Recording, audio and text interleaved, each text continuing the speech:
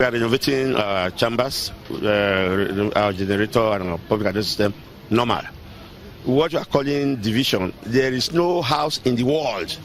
If you watch television, you see them in Japan throwing chairs and all. It's because in a gathering of intellects, where it's a 24-member house, we can't think and reason the same way. So we think differently. But what we do is to struggle to present a common front before the people of Edo State. They are hitting up the polity. We are just resuming work. Well, so a lot of my friends who are in the media houses have also said, okay, will they watch? Okay, fine. The worst that can happen, you need 16 signatures to be able to at least remove a speaker. So if they don't have that 16 signature, they cannot even access the plenary.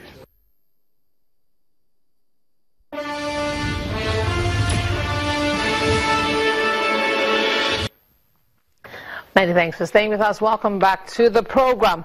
Aliyu Abdullahi, a legal practitioner, has been speaking to us on the issue of impeachment in our state houses of assembly. Let me ask you very quickly, in Edo State in particular, there's been a series of change of baton. In the recent past, we've had Uyi Igbe impeachments, actually, Victor Edoro, and then we also had Elizabeth Ativie, who had to step down. In her case, she had to step down for the current speaker. Is this frequent change of leadership in tandem with our laws? Is it normal? Well, Emana, let me say something. Basically about leadership, you as a leader, you have to enjoy the confidence of who you are leading, the followers, or your colleagues, your peers, or whatever. You have to enjoy that confidence. And the Constitution was very clear. It just said you needed the Speaker or the principal members of each House of Assembly or National Assembly. They are to be elected from among those members. So now, that signifies that for you to get appointed as a speaker or as a principal member of the any house, you must enjoy some level of confidence. And the same constitution specifies how a speaker or a deputy speaker of a House of Assembly will actually lose a seat. First, if by any if you have lost your seat as a member, you automatically lose that speakership position or deputy speakership. Secondly, if the House has come to an end, it has been dissolved, you have also lost that particular membership, that speakership position.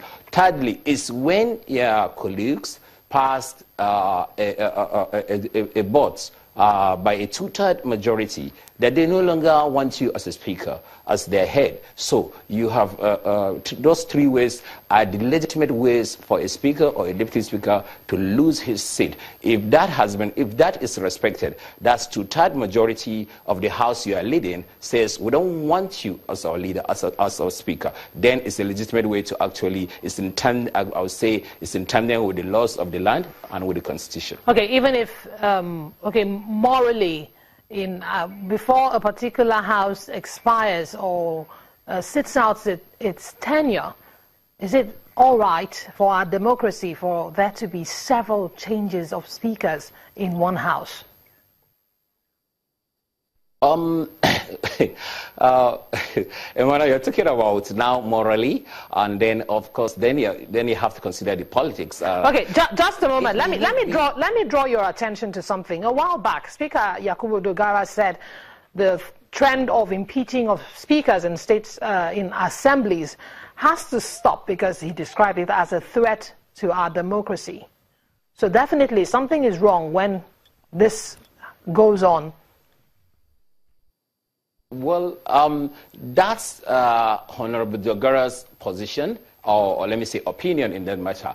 The question is whether that process of removing those speakers actually conform with the laws, with the laid down laws, and which was the Constitution. And like I've already specified to you earlier, the three ways to actually get a speaker off his position. So if you do that, then the issue of law is satisfied. Now, is that good for our democracy?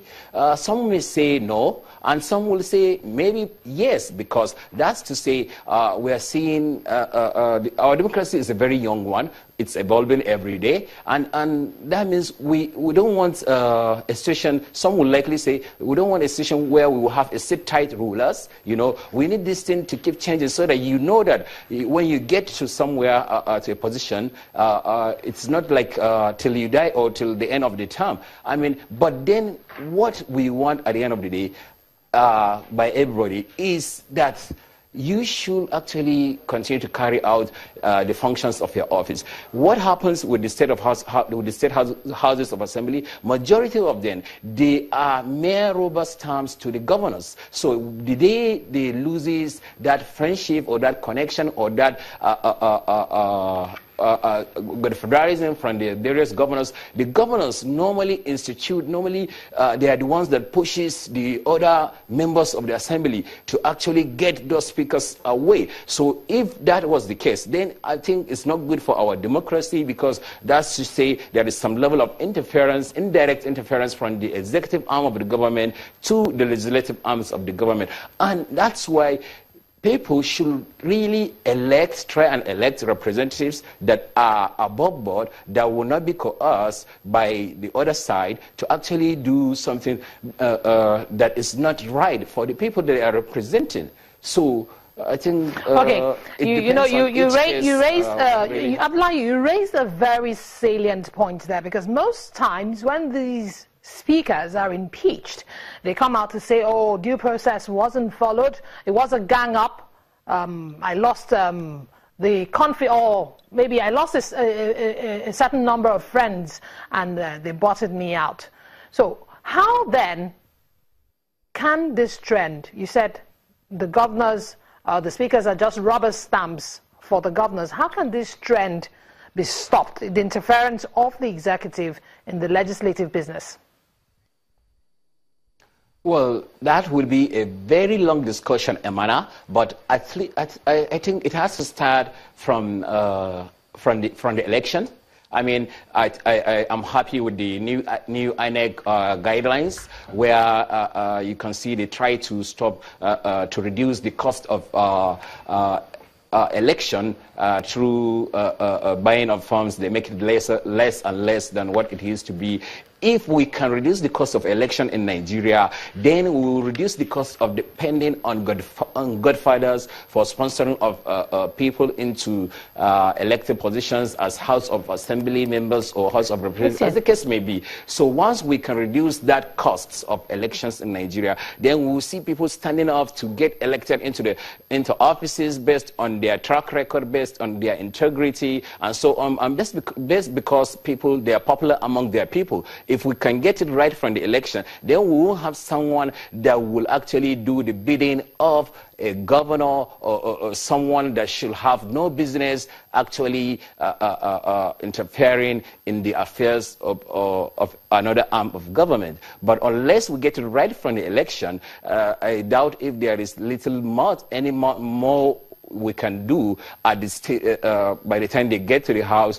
Each one of them has someone who has sponsored him to that particular place. He enjoys the loyalty, or let me say he's loyal to a particular person. So that is the political intricacies you get to see between members of the houses, and that's why anytime you see a speaker loses a seat, you may find the governor was actually not in good relationship with that particular speaker. But once the governor is in good relationship with the speaker, the governor can even go out of his way to ensure that that speaker continues to remain there. You know, we have had cases of where even an inducement of money has happened just to ensure that a favorite of the governor has remained where he is. All right, thank you very much, Aliyu Abdullahi, for joining us and sharing your perspectives on this matter with us. Well, that's our show tonight. I'm Imana Amawe. Thank you for being great company. Bye-bye.